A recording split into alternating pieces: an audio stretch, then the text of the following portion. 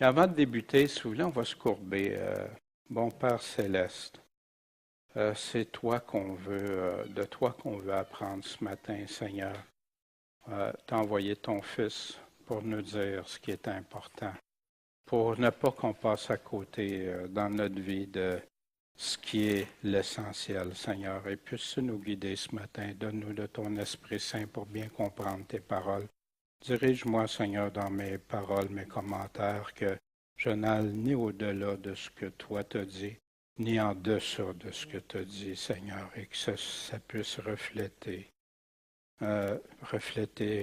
toi, Seigneur. Et c'est ce qu'on veut. Et transforme nos vies. Seigneur, tu nous parles de sujets, tu nous les expliques, puis après ça, c'est à nous de les appliquer, Seigneur. Et guide-nous ce matin. En ton saint nom, Jésus. Amen. Bien, on est rendu dans Marc 10. Vous vous souvenez, on avait fait, pas la semaine dernière parce qu'on était dans l'autre assemblée, on a fait il y a 2 semaines la première partie du chapitre 10 de Marc. On suit à chaque semaine les chapitres. Puis, est-ce que vous vous rappelez ce qu'on a parlé? On avait vu le mariage selon la parole, selon ce que Dieu a instauré le mariage. Qu'est-ce que c'est le mariage? L'homme quittera son père et sa mère et deviendront une seule chair. Jésus aborde le divorce parce qu'on lui a posé la question sur le divorce. Puis ça l'a touché aussi sur le remariage. Des fois, il y en a qui mettent synonyme divorce et remariage, mais c'est deux choses distinctes. Tu peux te divorcer sans jamais te remarier, mais tu ne peux pas te remarier sans avoir divorcé. Et c'est sur cet aspect-là que Jésus. Qu'est-ce que Jésus en disait? Et c'est là, et on va revenir à ça. Il en parle dans Marc 10, il en parle dans Matthieu 19, 3, 12. Puis Paul reconfirme ce que Jésus a dit dans Romains 7, 1 à 3. Il compare la loi. Vous vous souvenez qu'on parle la loi, la grâce. Puis il prend comme exemple de la loi que tu ne peux pas être sous une autre loi, comme le mariage. Il prend le mariage en exemple pour démontrer que le mariage, c'est indissoluble, que tu ne peux pas séparer ça, que tant que l'autre est en vie, tu ne peux pas. Et Paul fait son développement sur ça pour démontrer toute l'importance. Et si quelqu'un enlèverait que le remariage est indissoluble, il faut que l'argument qui apporte que l'ancienne loi fallait que ça soit mort avant qu'on tombe sous la grâce, tout s'écroule.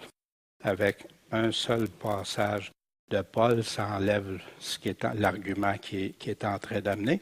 Puis dans 1 Corinthiens chapitre 7, qui est dédié au mariage, qui est dédié à ceux qui sont les célibataires ou les veufs, et etc. Puis Paul conclut le chapitre 7, verset 39. Il conclut par ça, pour être sûr que c'est bien clair. Parce qu'il y en a qui découpent des versets qui veulent appliquer ça, hein, mais non, c'est un tout, ça. Puis il conclut en disant, la femme est liée par la loi pendant tout le temps que son mari est en vie. Il n'y a pas de sauf ou... Mais si son mari meurt, là, elle est en liberté de se remarier à qui elle veut, seulement que ce soit en notre Seigneur ou selon les critères du Seigneur. La conclusion de Jésus dans Marc 10, il leur dit « Quiconque ». Qui veut dire quiconque? Laissera sa femme et se mariera à une autre. Qu'est-ce qu'il fait? Il commet un adultère contre elle. Est-ce que c'est compliqué à comprendre? Pareillement, si la femme laisse son mari, que ce soit l'homme ou la femme, et se marie à un autre. Voyez-vous? Si elle ne se marie pas, il n'y a pas d'adultère. Si elle a laissé son mari, divorce, séparation. Mais si elle se marie à un autre, elle fait quoi? Comme un adultère. Qui oserait contester ou contredire Jésus? Savez-vous qu'aujourd'hui, ça se fait malheureusement aujourd'hui. Jésus nous a avertis, un divorce, c'est opposé au plan de Dieu. Ça peut conduire à 4 adultères. Un adultère, qu'est-ce que ça peut faire? Celui qui il abandonne sa femme, il se marie avec quelqu'un d'autre. Les deux, celui qui est parti avec l'autre devient adultère, puis la femme qui s'en va avec un autre, qui a choisi d'aller avec un autre, devient adultère. Puis imaginez, ça se multiplie souvent au travers les enfants puis leur descendance. Quelle tristesse! Ça fait entrer l'adultère dans l'Église. C'est ça que Paul dénonçait aux Corinthiens quand celui qui a pris la femme de son père, quand Jean-Baptiste dénonçait qu'il avait pris la femme de son frère. Puis il y a des circonstances que la femme peut avoir à se séparer, exemple un homme qui est trop violent ou qui cause du tort, ces choses-là. Mais c'est pas dit nulle part qu'elle peut se remarier, ça contredirait tous les passages qui disent le contraire. Mais c'est triste, mais aujourd'hui on n'est plus capable d'entendre ça. Mais pourtant c'est Jésus qui est dit. Ça influence les autres chrétiens. Et ça, c'est ce qui se passe, c'est que même aujourd'hui, tu as des dirigeants qui sont remariés. Comment ils peuvent dire aux autres qu'est-ce que les paroles de Jésus clairement? Marc 10, chapitre 13. Maintenant, on va poursuivre. Et on lui présenta à Jésus des petits-enfants pour qu'il les touche. Mais les disciples reprenaient ceux qui les présentaient. Ils ne venaient pas déranger le maître. Fait que ça semble une bonne chose, c'est pas déranger. Mais Jésus, lui, quand il a vu ça, comment il a réagi? Il en a été indigné. Puis il leur dit, laissez venir à moi les petits-enfants, puis empêchez-les pas de venir à moi. Pourquoi? Car le royaume de Dieu appartient à qui? À ceux qui leur ressemblent. Oups! OK! Là, ça remet les disciples qui étaient en train de... Non! Puis là, en même temps, ça les met en confrontation avec eux-mêmes. Nous autres, on est plus importants que les enfants, mais Jésus leur dit le contraire. Si vous ne redevenez pas comme des enfants. En vérité, je vous le dis, que quiconque, encore là, qui fait partie du quiconque, ne recevra pas comme un petit enfant le royaume de Dieu. Il n'entrera pas. Oups! Fait que c'est-tu important de comprendre qu'est-ce que c'est véritablement? Devenir comme un enfant, Jésus en parlait dans Matthieu 18. Et Jésus, ayant fait venir un enfant, le mit au milieu d'eux. Jésus utilise des exemples. Il va aborder la théorie, il va faire une démonstration, puis il va faire l'application, puis nous autres, il nous laisse de l'appliquer dans notre vie, c'est-à-dire le mettre en pratique. Jésus, ayant fait venir un enfant, l'a mis au milieu d'eux. Puis il a dit, je vous le dis en vérité, si vous ne vous convertissez et si vous ne devenez pas comme des enfants, vous n'entrerez pas dans le royaume des cieux. Mais Seigneur, qu'est-ce que c'est redevenir comme un enfant si je me convertis? Ça, je peux le comprendre, me convertir à toi, me repentir, changer, convertir, c'est changer. Mais devenir comme un enfant. Et là, il l'explique. C'est pourquoi quiconque se rendra humble s'abaissera comme cet enfant-là. Celui-là est le plus grand dans le royaume des cieux. Puis devenir comme un enfant, c'est le contraire de ce que les hommes pensent naturellement.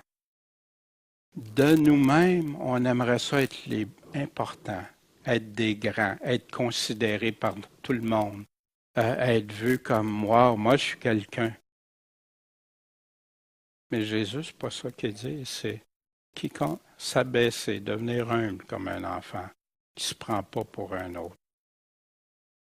Puis là, tu vas devenir le plus grand. Jésus, qu'est-ce qu'il a fait? Quel exemple Jésus a donné? Il s'est abaissé. Il est devenu humble, même quand il aurait pu appeler une légion d'anges. Fait que donc, après les avoir pris entre ses bras, je ne sais pas si j'aimais ça, mais moi, j'aime ça voir Jésus. Quand il a pris le petit enfant au milieu de lui, il l'a tenu. Là, il est pris entre ses bras. Il est béni, puis il a posé les mains sur eux.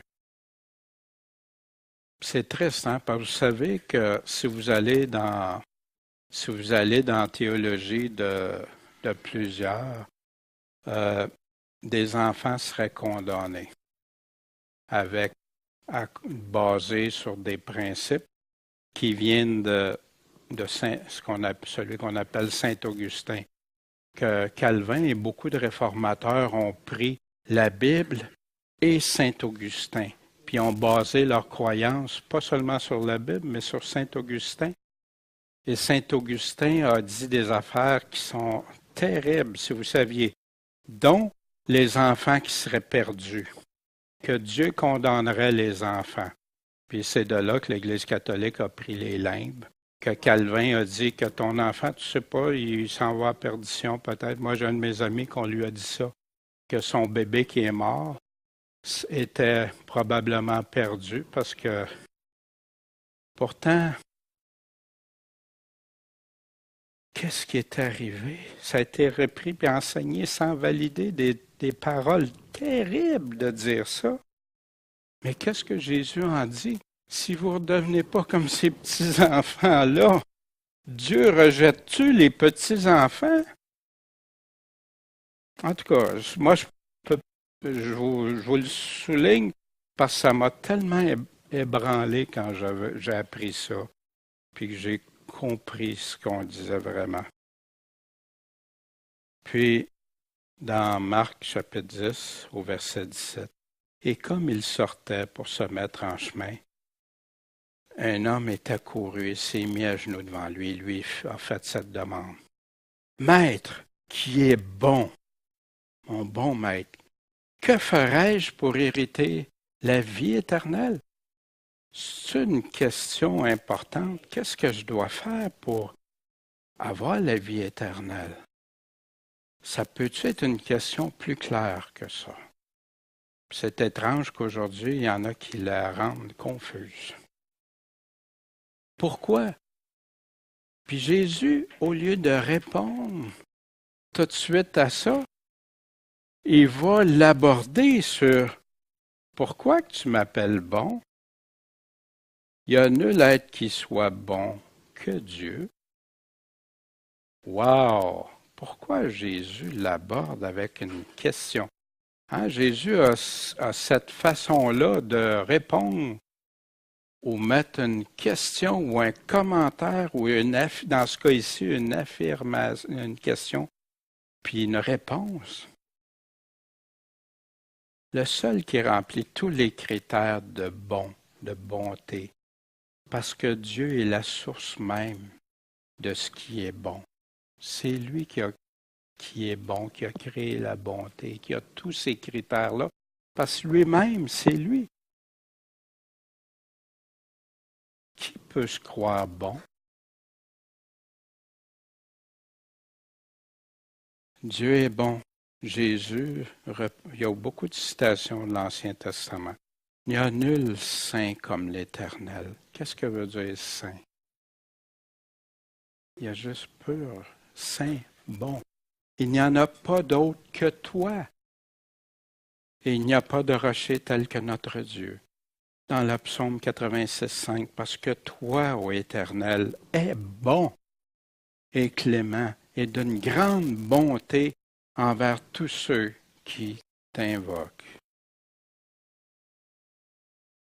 Psaume 119, 68, tu es bon et bienfaisant. Enseigne-moi tes statuts, enseigne-moi ta parole, Seigneur. Pourtant, Jésus a utilisé ces termes-là ailleurs. Dans Matthieu 12, 35, quand il parle des 4 semences, non, excusez, c'est un autre contexte. L'homme bon tire de bonnes choses de son bon trésor. Et l'homme méchant tire de mauvaises choses de son mauvais trésor. Jésus établit ici qu'il y a des hommes qui sont bons, puis qu'il y a des hommes qui sont méchants, mais pas bons comme Dieu. Son maître lui dit, « C'est bien, bon et fidèle serviteur, tu as été fidèle en peu de choses. Je te confierai beaucoup. Entre dans la joie de ton maître. » Puis vous savez, ça fait partie des paraboles que Jésus a enseignées, des exemples que Jésus a donnés à son Église pour la fin, dans Matthieu 24 et 25. Dans Luc 15, et c'est là les 4 semences, ce qui est tombé dans la bonne terre, ce sont ceux qui, ayant entendu la parole avec un cœur honnête et bon, un cœur bon. Ouais, le cœur est tortueux, oui, c'est vrai, mais le cœur peut devenir bon avec la transformation de Dieu. La retiennent, la parole, et portent du fruit avec persévérance. Puis Jésus revient constamment avec la persévérance. La bonté humaine versus la bonté de Dieu. Dieu parfait, le Dieu saint.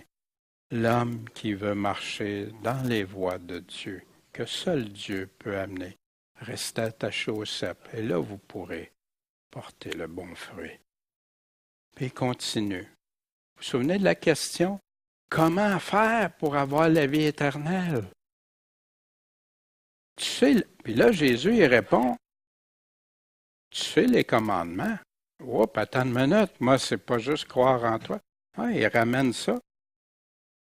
Ne commets pas adultère, tue pas, vole pas, dis pas de faux témoignages, fais pas de tort à personne, honore ton père et ta mère. Tout ça en passant qui se rattache, aime ton prochain comme toi-même.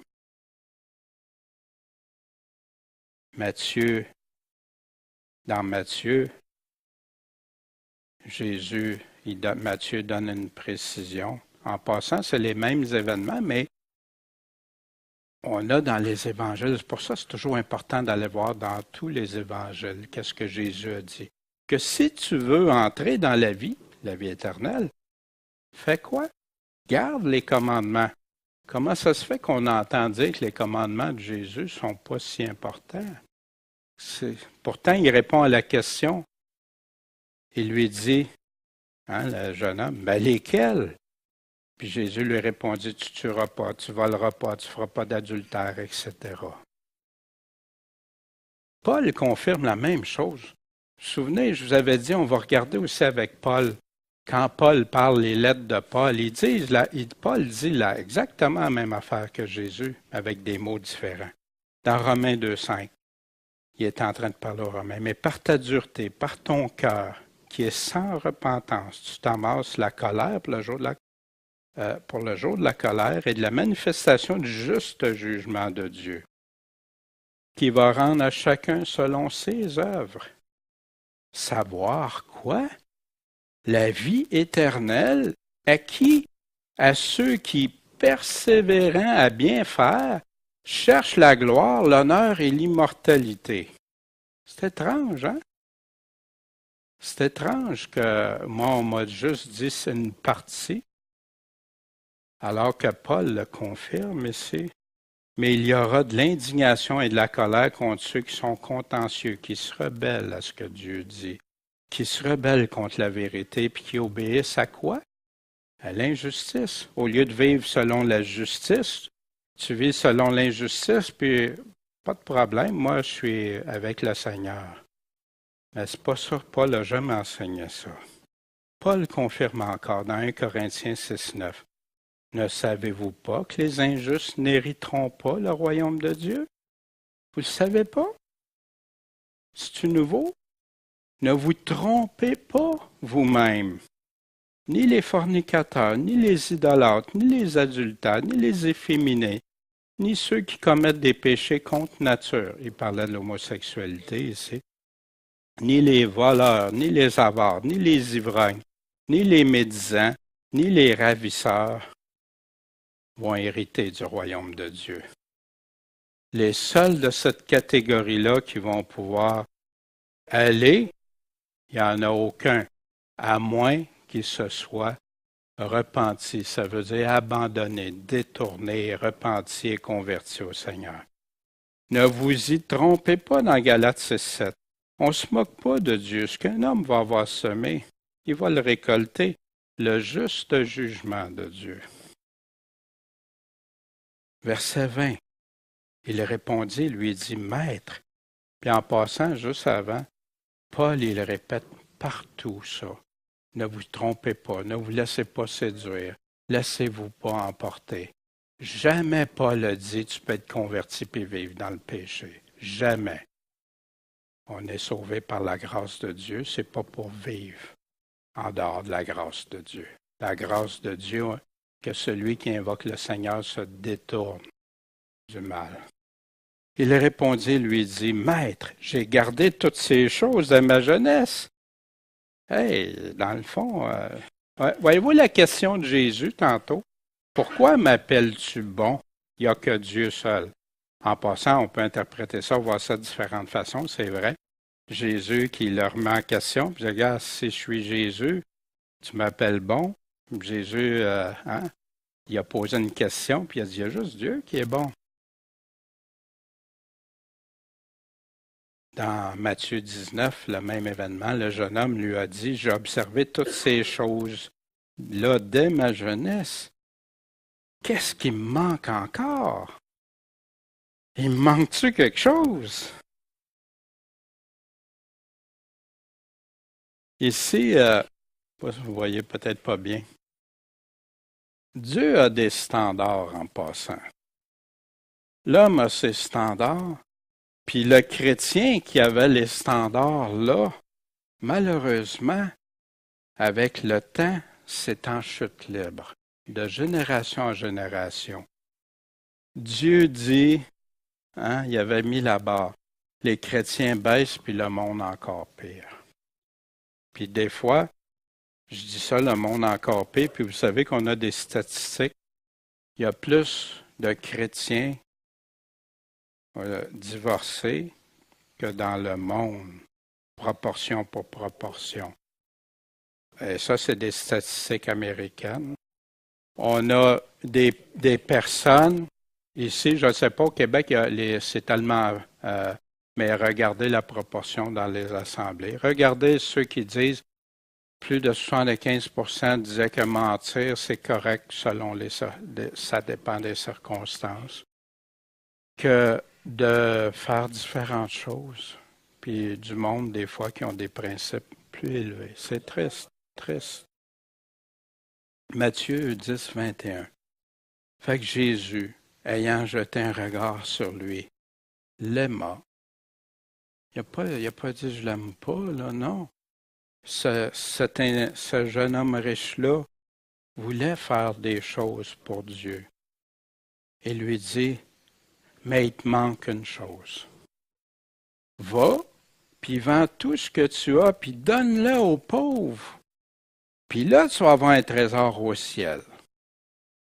Fait que, puis remarquez, il dit une chose, mais il ne se limite pas à une chose. Pourquoi? Parce que pour Jésus, c'est un tout, ce qu'il est en train de lui dire. Vends tout ce que tu as, puis viens et suis-moi, ayant chargé la croix. Prends la croix, puis suis-moi. Hop!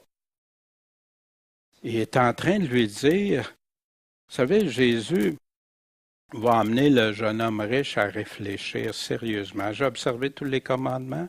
Ouais. Sauf qui est ton Dieu? Qui est devenu ton Dieu? Fait que viens, suis-moi. Ça, Jésus répète ça continuellement. Le suivre, c'est quoi? Qu'est-ce que ça veut dire, le suivre? Le suivre, c'est renoncer à soi-même, renoncer à sa vie, renoncer au péché, renoncer. C'est pas très populaire aujourd'hui, alors que les gens veulent l'avoir, ils veulent pas renoncer. Jésus le précise, et quiconque ne porte pas sa croix et ne me suit pas toujours ensemble, ne peut pas être mon disciple. Wow! Jésus a dit, allez, faites de toutes les nations des disciples, enseignez-leur tout ce que je vous ai appris. C'est ça la mission de l'Église. Comment qu'on peut dire qu'on a pu la former pour faire des vrais disciples de Jésus. Mais affligé de cette parole, il s'en alla tout triste. Pourquoi? Parce qu'il y avait beaucoup de choses. Il y avait de grands biens. Alors Jésus, ayant regardé alentour, dit à ses disciples, combien difficilement ceux qui ont des richesses entreront dans le royaume de Dieu. C'est difficile. Mais pourquoi, Seigneur? Hein? Je suis content. Les disciples ont eu la même réaction que moi, comme quand j'ai lu ça. Ses disciples s'étonnèrent de ses paroles. Mais Jésus, prenant encore la parole, leur dit, mes enfants. Ça a dû être rassurant, hein? Après, vous vous souvenez, qu'est-ce qui est arrivé avec les enfants? Puis il dit, si vous ne redevenez pas comme des enfants, puis là, Jésus les appelle mes enfants. Qu'il est difficile à ceux qui se confient aux richesses d'entrer dans le royaume de Dieu. Ceux qui mettent leur confiance, ceux qui mettent leur foi. La foi est devenue leur foi, c'est dans les richesses. Puis Jésus l'avait bien dit, nul ne peut servir deux maîtres. Car ou il haïra l'un, puis il va aimer l'autre, soit qu'il va aimer le Seigneur, puis il va haïr les richesses, ou soit qu'il va aimer les richesses, puis il va haïr Jésus. Ouais, mais j'en connais plein de riches, ils aiment beaucoup Jésus. Le grand test, c'est le jour où ils auront peut-être à s'en départir. C'est là que ça se clarifie. Comme le jeune homme riche. Ou il s'attachera à l'un et va mépriser l'autre. Vous ne pouvez pas servir Dieu et les richesses, Mammon qui représente les richesses. Voyez-vous? C'est un ou l'autre avec le Seigneur. Ça ne veut pas dire qu'il n'y a pas d'hommes chrétiens riches qui ont pu aider, qui ont pu envoyer en mission, qui ont fait des choses. Mais ces hommes-là, quand il y en a, c'est arrivé, leur fortune, il n'y en avait plus, ils l'ont tout investi pour ça. Prenez la première de l'Église chrétienne, qui ont tout vendu pour suivre le Seigneur. Puis en plus, s'ils n'auraient pas vendu, vous savez ce qui serait arrivé? Il n'y aurait plus rien eu parce que la persécution est arrivée, ils auraient tout perdu pareil.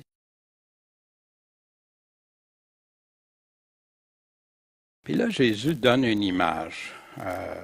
Il est plus aisé qu'un chameau passe par le trou d'une aiguille qu'il ne l'est qu'un riche entre dans le royaume de Dieu. Fait que là, il y a eu différentes explications pour ça, puis il y en a qui disent, bon, ben c'est la porte, puis le trou dans la porte, puis tout ça. C'est, de toute façon, Jésus, moi, je reste attaché à l'image que Jésus montre, quelle que soit l'image, puis il va nous confirmer. On va voir, il va y répondre. Verset 26. Fait que là, quand Jésus a dit ça, ils ont été étonnés encore davantage. Pourquoi ils ont été étonnés? Parce qu'ils ont entendu des pharisiens que ceux qui aiment Dieu sont bénis monétairement. Pour le juif, hein, si je suis pauvre, ben Dieu ne m'a pas béni. Pourtant, Dieu n'a jamais... Oui, tu vas être béni, tu vas avoir des bénédictions, puis je vais m'occuper de toi. Il y a des pauvres. Ruth était-elle pauvre? Est-ce qu'elle était méprisée de Dieu parce que Ruth n'avait pas d'argent? Sa belle-mère, tout ça? Pas du tout. Mais ça, c'est un évangile beaucoup moderne, hein? Que pour être un chrétien, Dieu va te bénir, tu vas être plein d'argent. L'évangile de la prospérité. Très dangereux. Mais ils s'en étonnèrent encore davantage en disant entre eux, ben, qui peut être sauvé d'abord? Dans Luc 13, 23, il dit, et quelqu'un lui dit, Seigneur, n'y a-t-il que peu de gens qui soient sauvés? Qu'est-ce que Jésus leur a répondu? Efforcez-vous. Faites vos efforts. Pourquoi? Parce qu'il dit, ça ne vient pas tout seul naturel.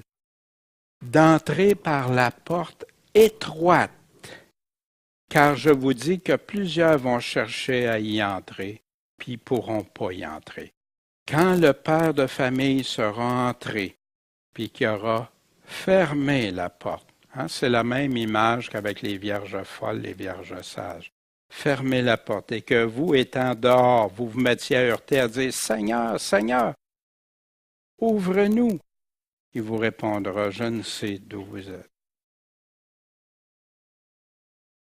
Jésus le confirme aussi dans Matthieu 7,13. Entrez par la porte étroite, car c'est la porte large et le chemin spacieux qui mène à la perdition. Puis il y en a beaucoup qui entrent par cette porte de perdition, au lieu de rester sur le chemin étroit de Jésus. Car la porte est étroite et le chemin est étroit qui mène à la vie. Puis il y en a beaucoup qui le trouvent, peu qui le trouvent. Entrez par Jésus et le suivre. C'est un chemin étroit, suivre Jésus. C'est une porte étroite parce que tu vas voir que tu as beaucoup de choix, de renoncement et de choses. Jésus a toujours évangélisé comme ça. Jésus a guéri, Jésus a fait du bien, Jésus a délivré des gens, mais il les a toujours amenés à le suivre sur le chemin étroit, à renoncer à eux-mêmes après, puis aimer Dieu de tout leur cœur. Alors Pierre s'est mis à lui dire, « Ben voici, Seigneur, nous, on a tout quitté, on t'a suivi, on a tout abandonné. » Vous vous souvenez de Pierre au début, la pêche, il a tout abandonné, ses équipements, ses affaires pour aller suivre Jésus. Puis après ça, ils ont vécu toutes sortes de choses. Puis Jésus leur répondit, « En vérité. » Hein? Quand Jésus souligne en vérité, y a-t-il besoin de nous dire ça? Non, c'est pour nous autres, pour qu'on capte. Je vous dis qu'il n'y a personne qui ait laissé ou maison, ou frère, ou sœur, ou père, ou mère, ou femme, ou enfant, ou champ. Wow! Regardez-vous la liste, tout ça. Ça ne veut pas dire qu'il demande à tout le monde de tout faire ça tout le temps, on va le voir. Mais pour l'amour de moi et de l'Évangile, pas parce que ça fait mon affaire, pas parce que je veux changer, que je veux fuir, puis tout ça. Non, non, pour l'amour de moi et de l'Évangile. Puis il continue, qu'ils en reçoivent maintenant, dans ce temps-ci. Tu fais ça, ce choix-là pour moi, je vais bénir. Puis on a des témoignages à cet effet-là. Puis en passant, Paul a fait ça, hein? Puis Paul, il disait, même au travers des tribulations, tout ça, qui était joyeux, qui avait une paix qui surpassait, il y avait au centuple. Jésus dit, en ce temps-ci, 100 fois autant, des maisons, des frères, des sœurs, mères, enfants, champs. Oui, il te redonne ça par des vrais frères, des vraies sœurs. Qui sont mes frères et mes sœurs, ma mère? Sont ceux qui font la volonté de Dieu. Et champs avec des persécutions. Ça, par exemple, ça vient où? OK. Puis dans le siècle à venir, la vie éternelle. Fait que Jésus met le présent et le futur. Les deux. La vie éternelle, on sait, hein, pour l'éternité. Pour te suivre, Jésus, est-ce que je suis prêt, dans l'éventualité que ça m'arrive, à quitter maison, frère, sœur, père, mère, femme, enfant, voyons donc, champ. Seigneur, qu'est-ce que tu demandes là? Pourtant, est-ce que le Seigneur dit qu'on veut abandonner notre famille? Jamais. Mais il donne les critères pour l'amour de moi et de l'Évangile. C'est ces critères-là. Jamais pour autre chose. J'ai des frères, des sœurs qui rejettent simplement pour Christ, parce que j'aime Christ. Seigneur, c'est toi qui vas passer en premier. Mes enfants, il y en a une qui rejette. Seigneur, je ne peux pas baisser tes standards. Ah, c'est facile, tu as juste à faire comme si il n'y a rien n'était, puis là, tout est beau. Non, Seigneur, je ne peux pas faire ça. C'est toi qui vas passer en premier. Abandonner.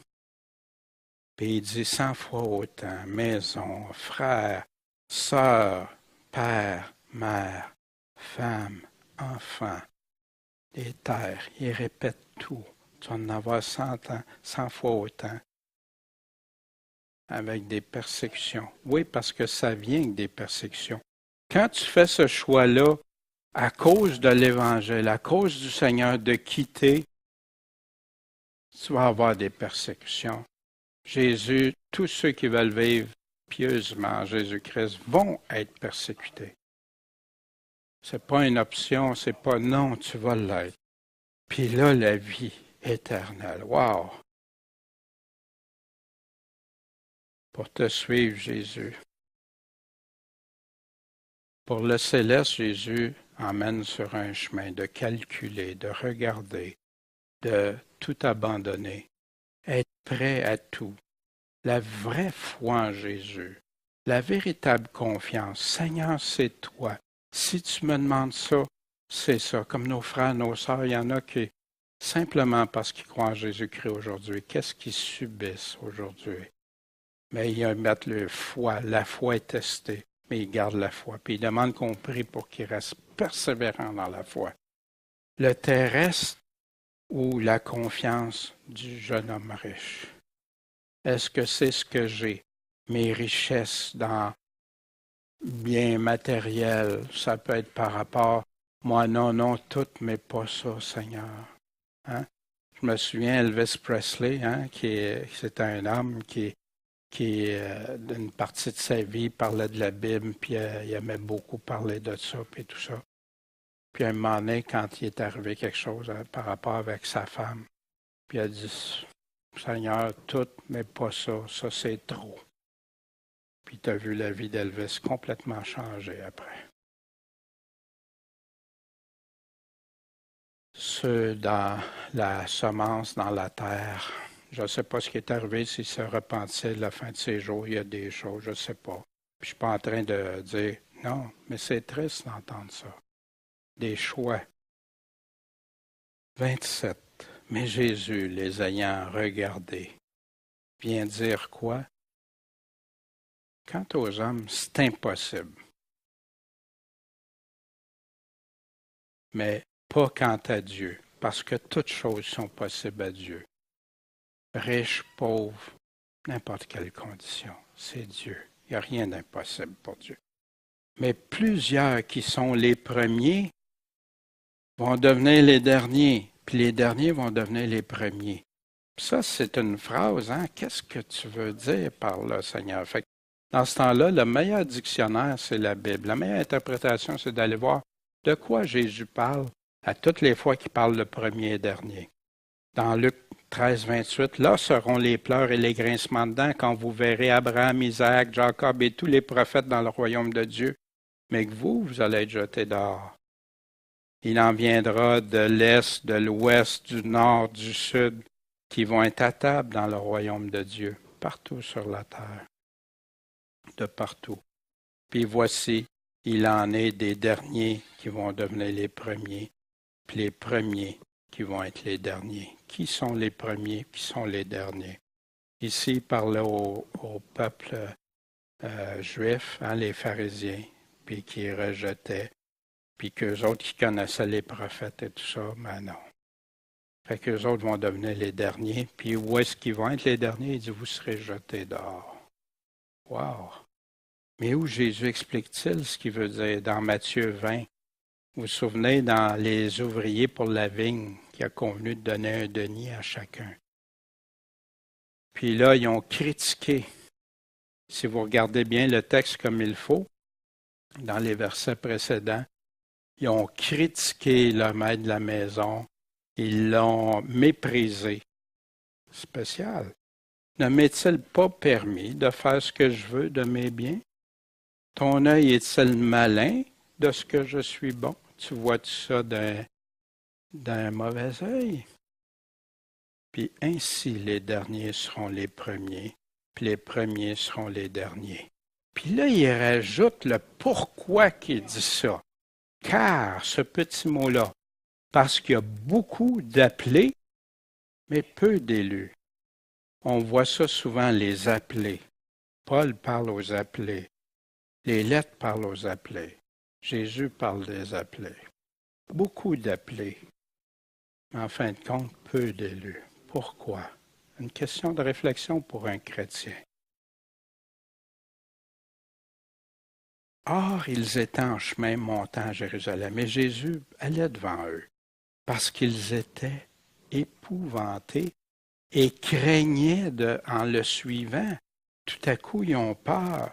Pourquoi? Parce que Jésus, les ayant encore pris à l'écart, s'était mis à leur déclarer les choses qui devaient arriver.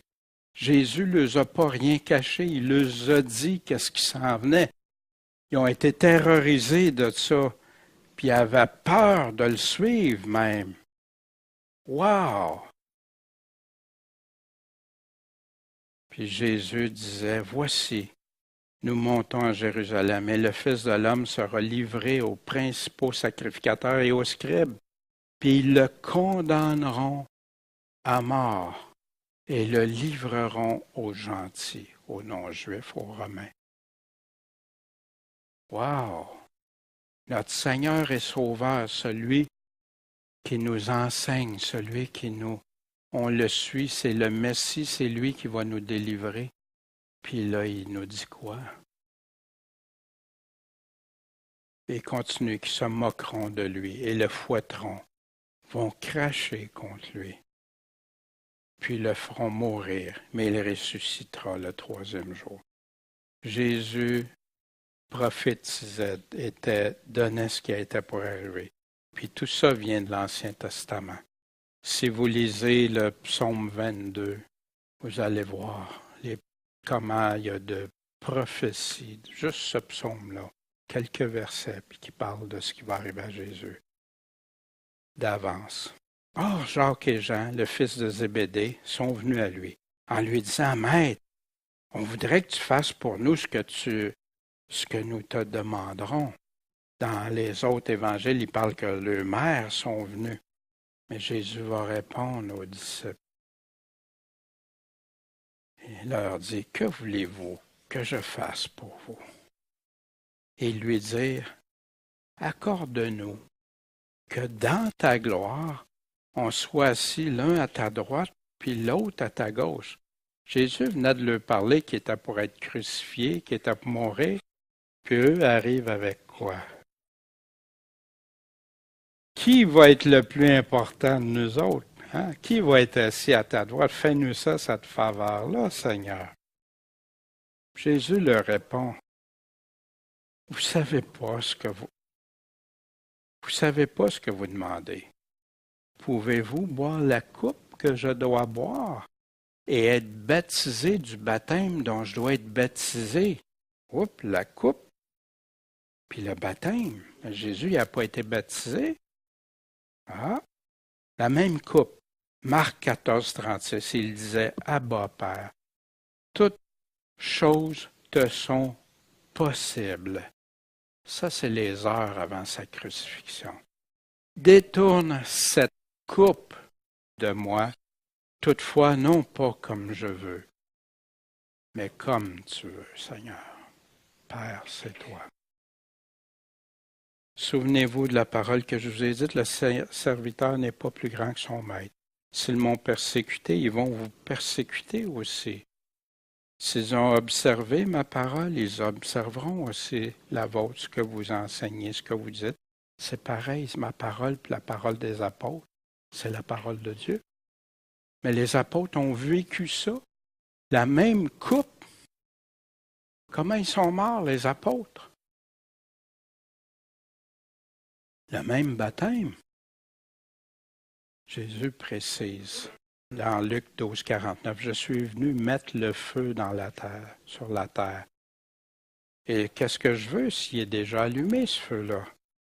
Or, j'ai à être baptisé d'un baptême. Et combien je suis pressé jusqu'à temps qu'il soit accompli ce baptême-là. Pensez-vous que je sois venu mettre la paix sur la terre? Non, vous dis-je, mais plutôt la division. Étrange, hein?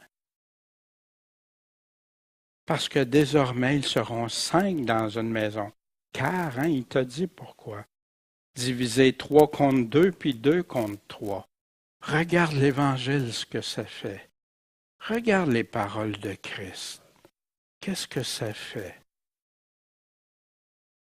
Les paroles tranchantes qui tranchent.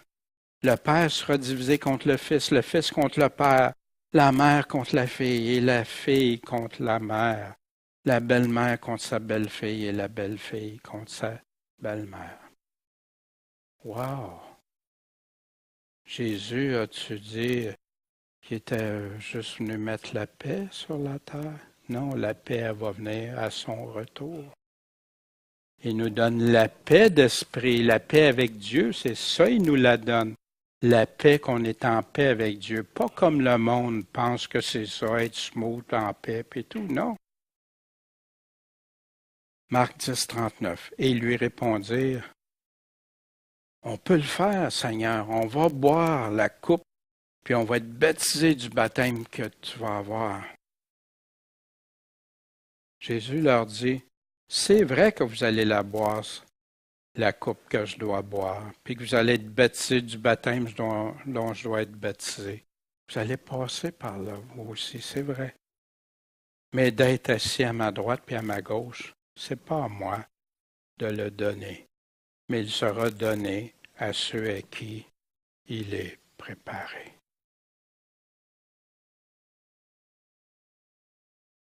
Fait que là, les 10 autres, les apôtres, quand ils ont entendu ça, ils ont conçu de l'indignation contre Jacques et Jean. Oh, regarde-les eux autres, tu sais.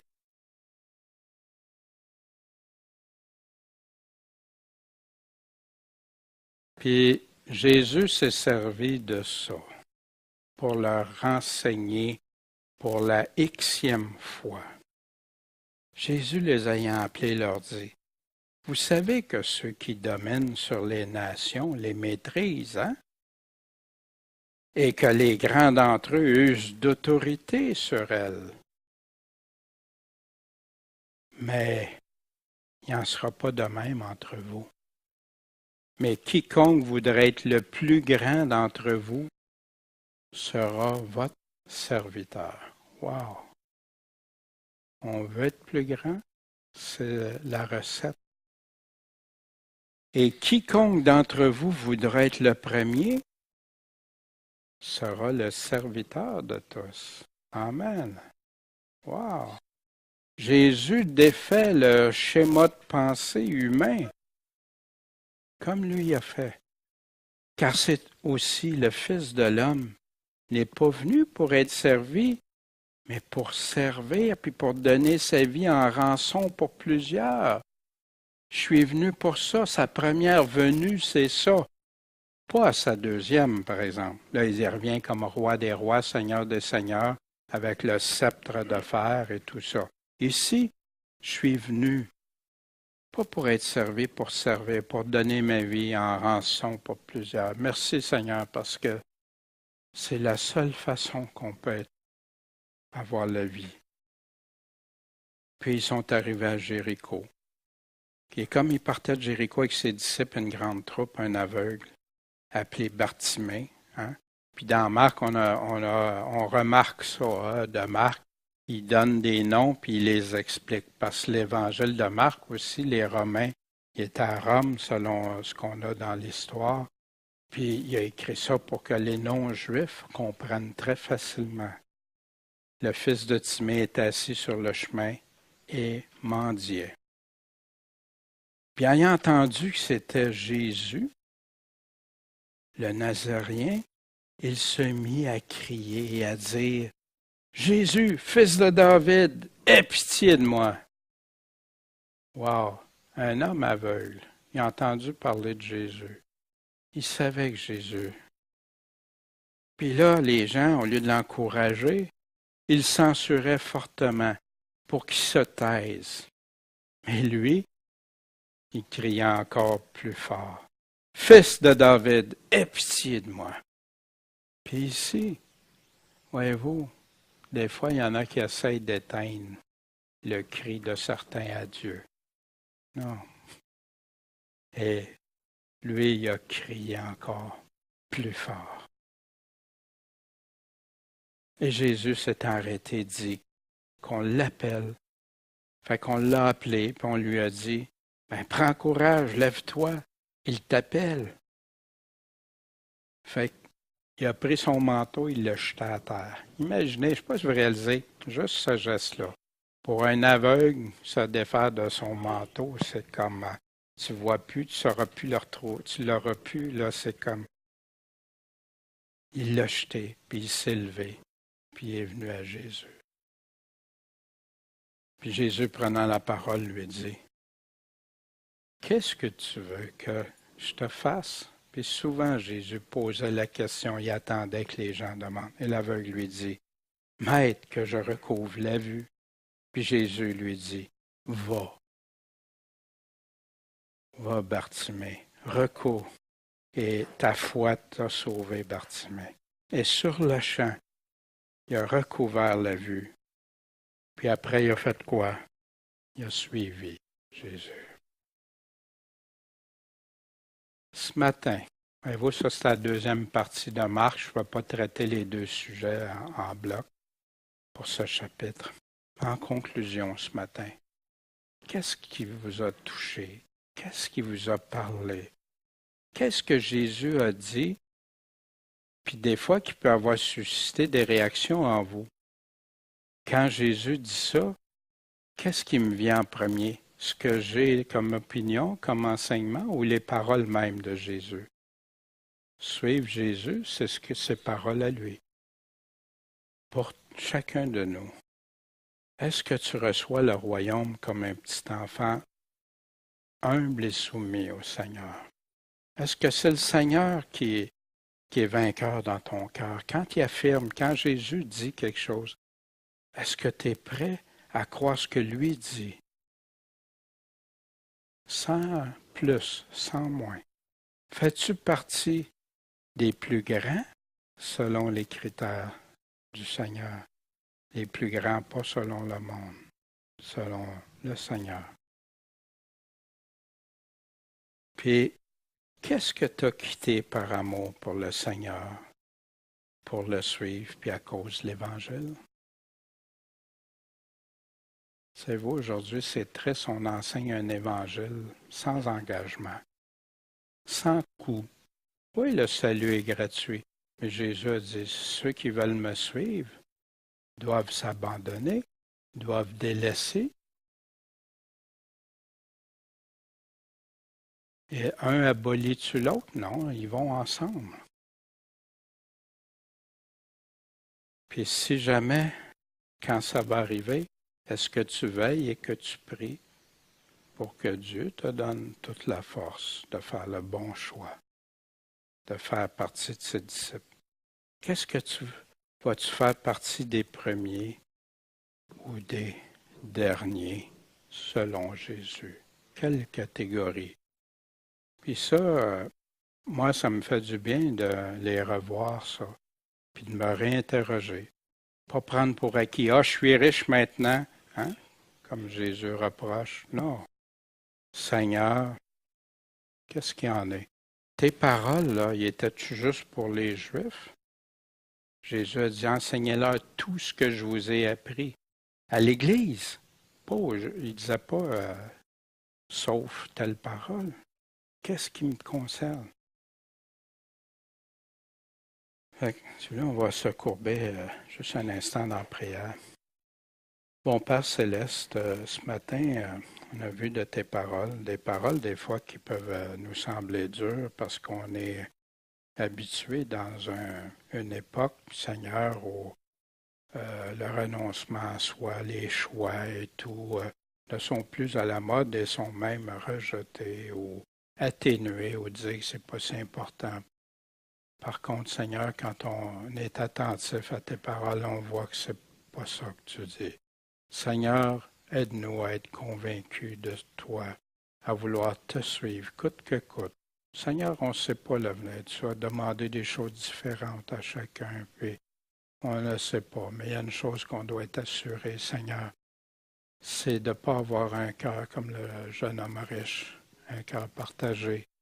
On ne peut pas servir les deux. Seigneur, qu'on te soit dédié, qu'on te soit consacré, que c'est toi.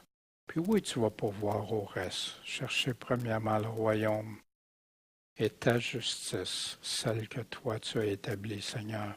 Puis le reste, tu t'en occupes. Guide-nous, Seigneur, bénis-nous, qu'on soit dans tes voies, qu'on fasse partie du petit troupeau, le chemin étroit, la porte étroite, Seigneur. Guide-nous, aide-nous et soutiens-nous. En ton saint nom, Jésus-Christ, et au grand plaisir de te revoir arriver, Seigneur. Amen.